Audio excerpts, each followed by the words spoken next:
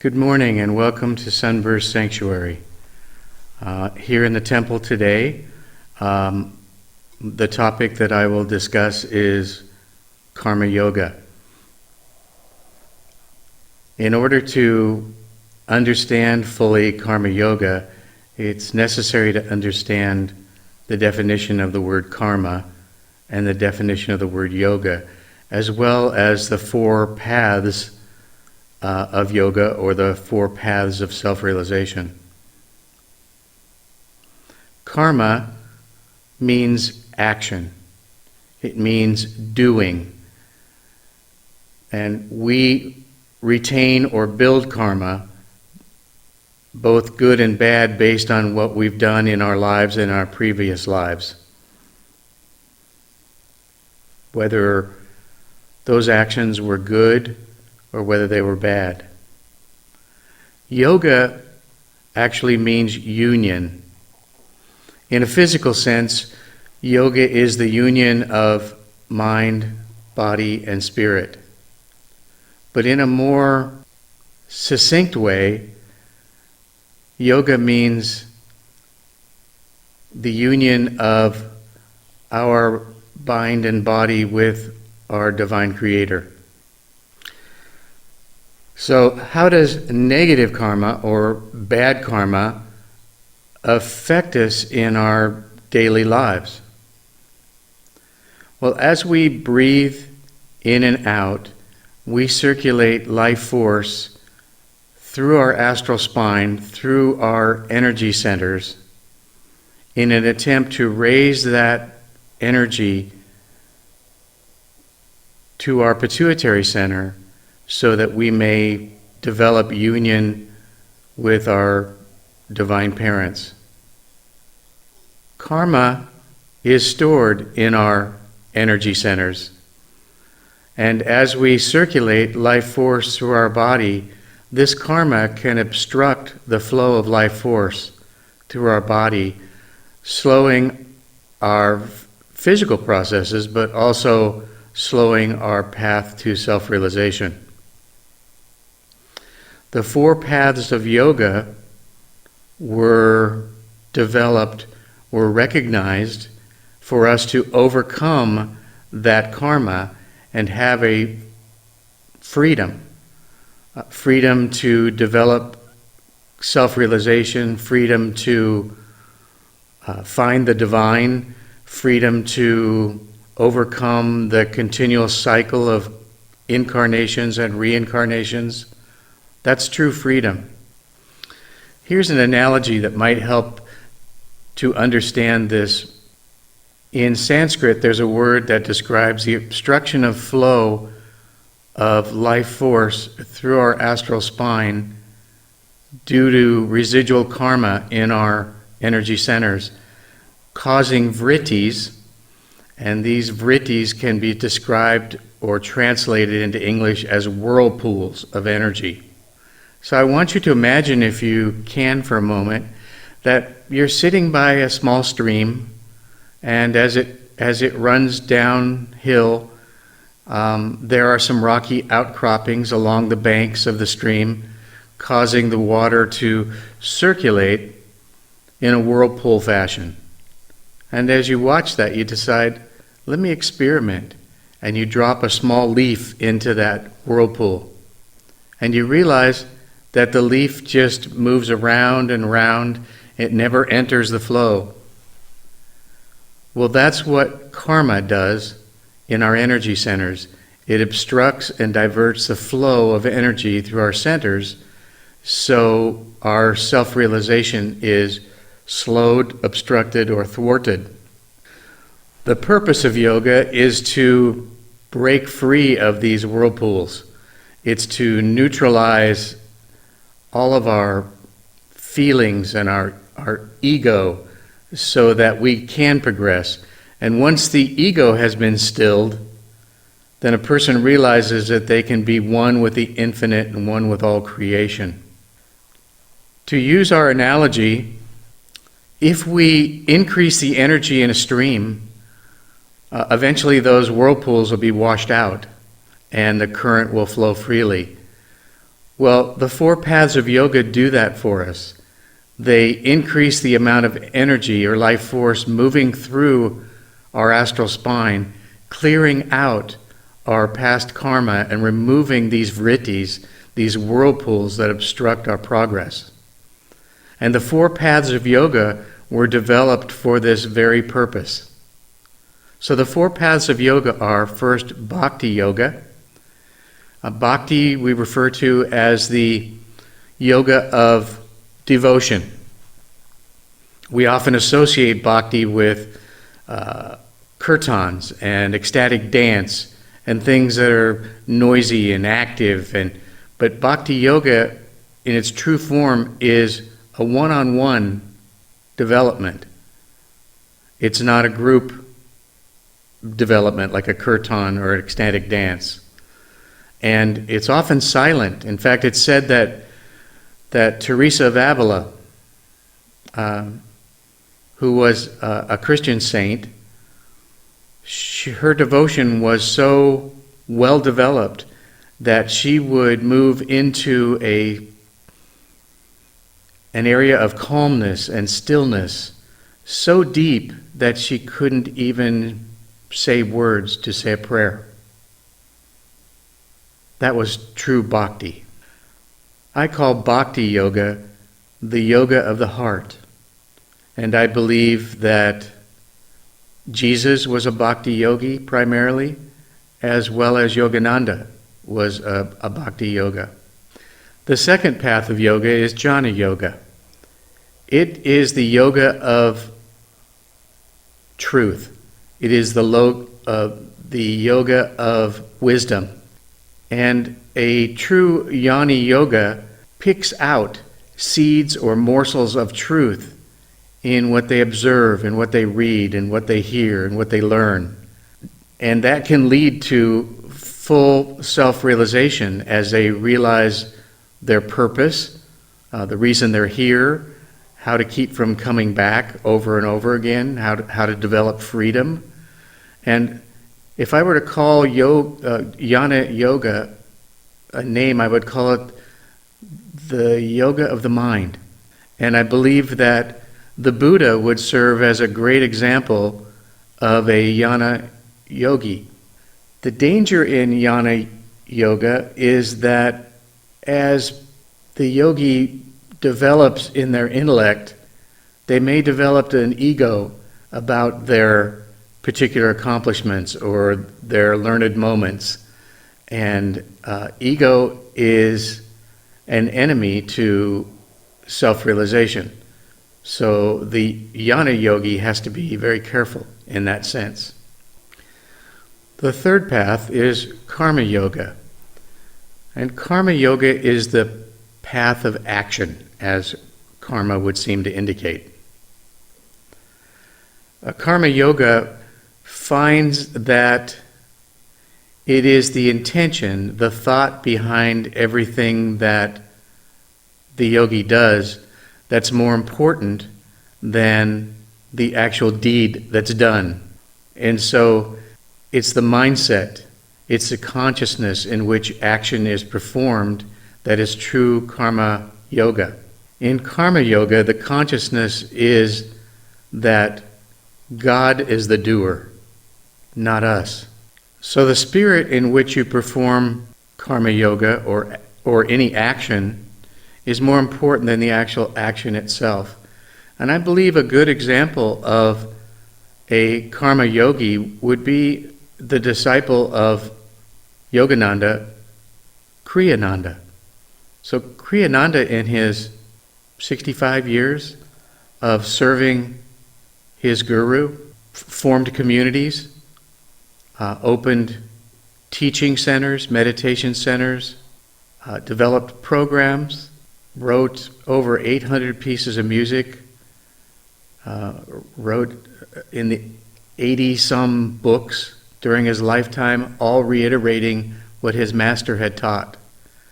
And Kriyananda did all this with lack of sleep and poor health, and with no thought for himself. The fourth path is Raja Yoga, which, if we're Kriyabans, we're all familiar with. It's the path of meditation.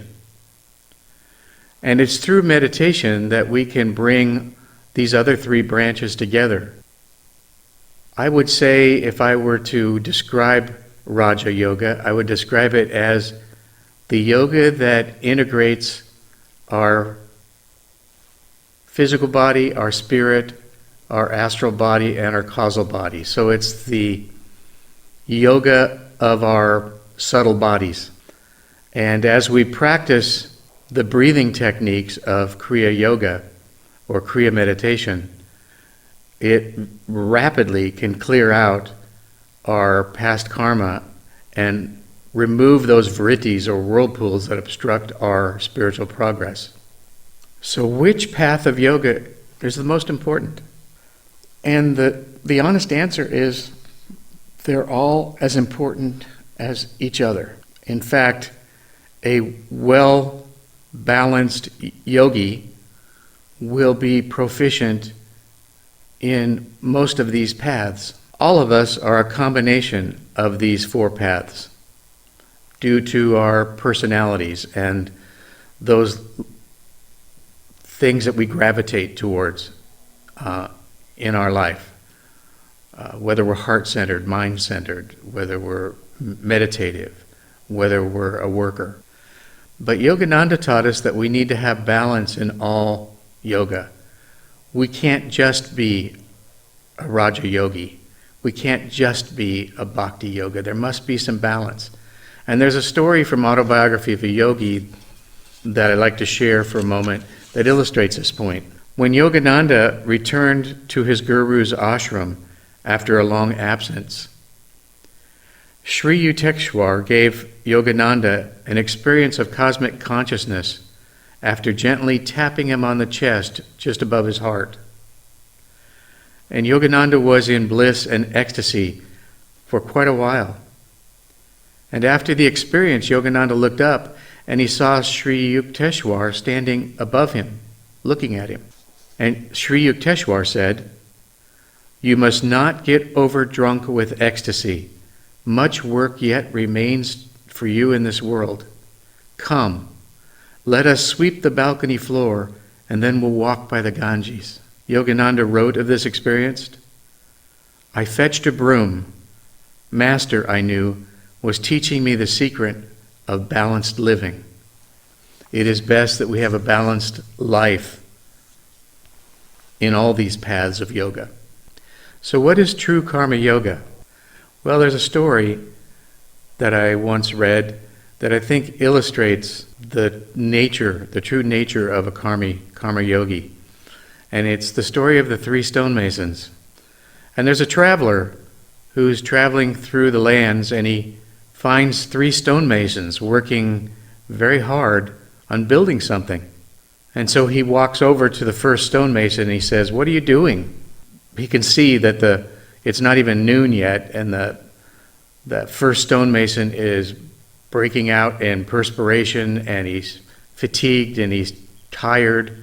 And he explains that, "Well, my job is to break these big stones into small stones so the other masons can use them. But this work is very hard. And I don't know how I can do it." And then he walks to the second stonemason and he asks him the same question. He says, "This work is awful. What I'm doing here is I'm building a wall. And I take the small stones and I stack them on top of each other and I make this wall. And I can tell you from my experience and just looking at my hands that I'm not getting paid enough for this job. I'm doing work that's much more valuable than what the salary is that I'm receiving." And then he walked to the third stonemason. And the third stonemason didn't even notice that the traveler was standing there. And startled, he said, "Yes, sir." And the traveler asked the same question, "What are you doing?" He said, "I'm building a temple." You see, he was so focused on the job that he was doing, he didn't notice that the traveler had walked up and it startled him. But he had an overview, like an eagle-eye view of what was going on. It wasn't just breaking rocks. It wasn't just building a wall. It was building a temple. But that is not what made him a karma yogi. What made him a karma yogi was his attitude, his consciousness, his mindset as he was doing this work. He was fulfilled, he was happy, he was not complaining. So it's true that Stonemason 1 and Stonemason 2 were doing karma because they were doing action. But the only true karma yogi was the one who had an attitude for the work that was unselfish and didn't involve his ego. And he was so transpired by the work that he was doing that he was unaware of some of the things that were going on around him. His intention was selfless, and that's true karma. Karma yoga is action without involvement of our ego. There's something that Krishna said in the Bhagavad Gita to Arjuna, and he said, any action undertaken must be unfettered by the desire of owning the fruits of the action. In other words, and this can be tough, in other words, if your mindset is on reward, payment, recognition, fame, notoriety, then our ego is involved. This can be tough because we're all human. And if we're focused on reward and recognition and fame and fortune, that's not selfless. That's getting our ego involved.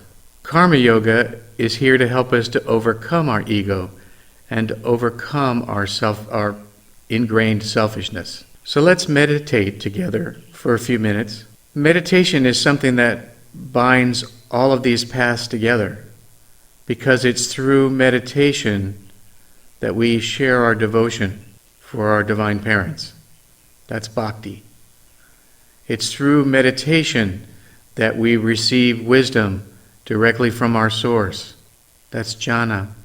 And it's meditation by which we understand the best way to practice karma yoga in our lives. And that's, of course, karma yoga. If you have a meditation practice, you can use that right now. If you're new to meditation, simply close your eyes, listen to the meditative music, and watch your breath as you slowly inhale and exhale.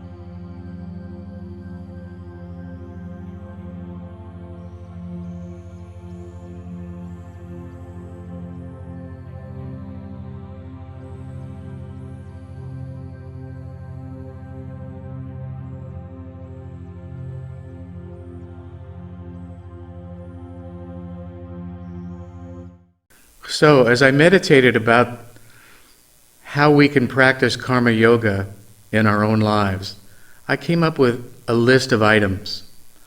One is, if we see a neighbor that needs help, let's lend a helping hand.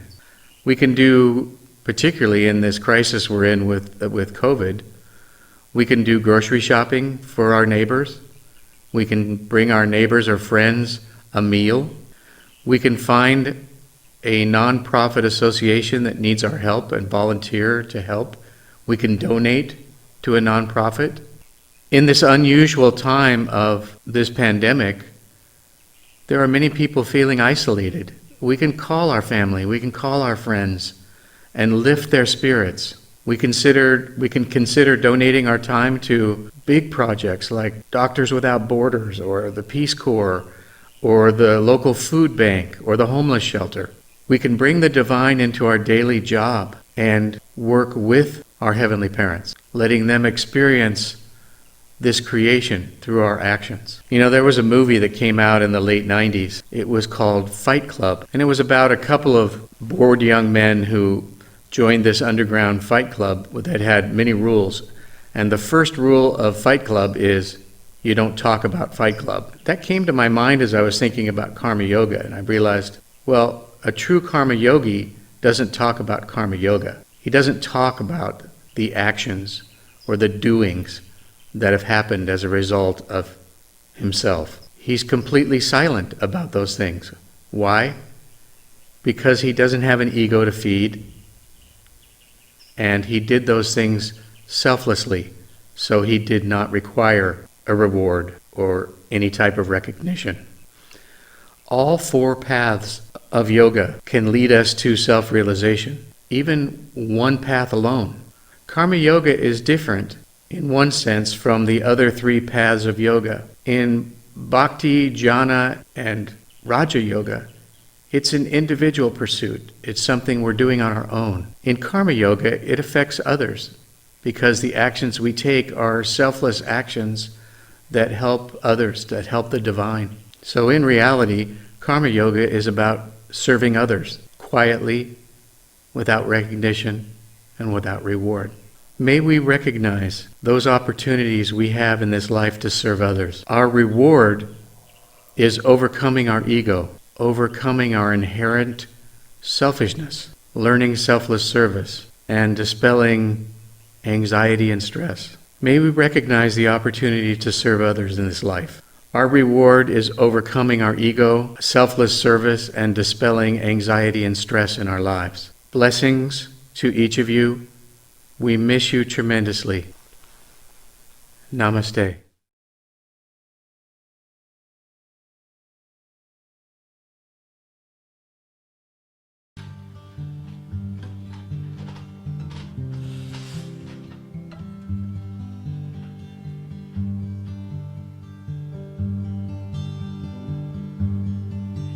Even now I hear the river of the day, daughter of the sky, singing as she plays. Even now I see the beauty light across the sky, fingers of the sunrise opening my eyes, and my soul is reaching branches up into the sky to feed. My life is but an echo in the temple of eternity. My love is like a great wind that is pressed between the stones. You'll not know where I come from, neither know where I'll be going.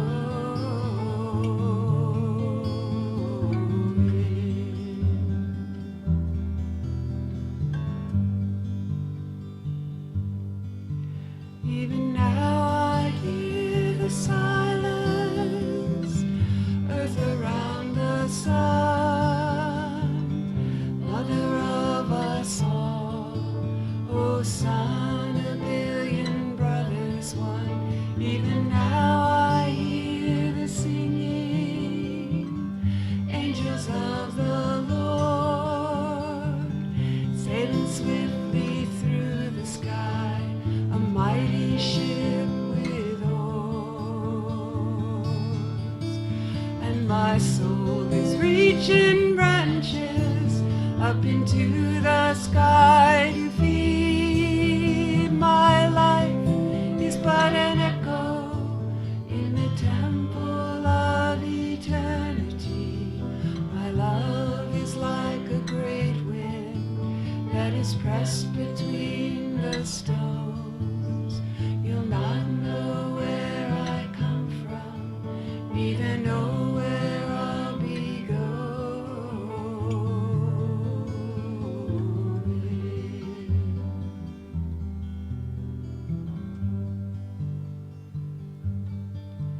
Even now I see the beauty light across the sky, fingers of the sunrise opening my eye. Even now I hear the wisdom from his heart, my home. A billion voices singing, silence from the throne. And my soul is reaching branches up into the sky to feed. My life is but an echo in the temple of eternity. My love is like a great wind that is pressed between the stones.